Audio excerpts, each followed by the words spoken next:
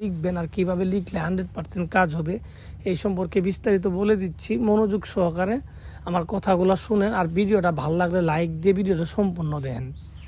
যাদের প্রয়োজন তারাই দেখেন, আর যাদের প্রয়োজনে তাদের দেখা দরকার নেই।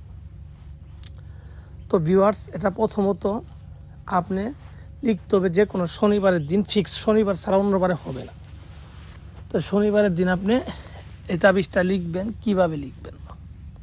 তাবিজটা লিখার পূর্বে একটা মাটি দিয়ে মূর্তি বানাবেন, যাকে মারবেন তার স্রোত মনে করে। তার মতো হইতে হবে এমন কোনো কথা না, তার স্রোতটা চোখের মধ্যে ভাসিয়ে ভাসিয়ে তার নিয়ত করে এই মূর্তিটা বানাবেন। বানানোর পর এই মূর্তিটাকে নিয়ে শনিবারের দিন শ্মশান ঘাটে চলে যাবেন রাত 10টার পরে। গিয়ে সখানে যেখানে চিতা পোড়াই সেইখানে গিয়ে বসবেন কালো কাপড় বিছায়া।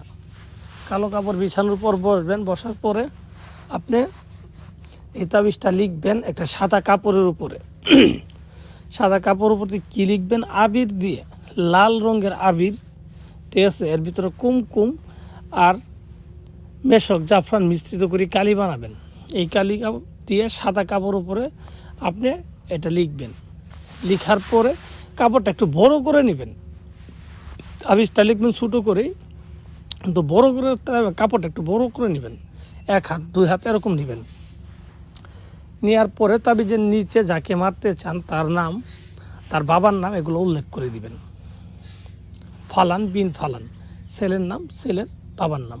যদি মেয়েকে লেখেন, ঠিক আছে, তাহলে ঠিক আছে ফালান বিনতে ফালান, মেয়ের নাম, মেয়ের মায়ের নাম, এগুলা নামগুলা সুন্দর করে লিখে দিবেন। লিখে দেওয়ার পর এই কাপড়টা দিয়ে এই মূর্তিটাকে পেঁচাবেন, সুন্দর করে পেঁচাবেন। যেইভাবে একটা মরা লাশের কাপড় পরা আপনি ওইভাবে কাপড়টা পরাবেন।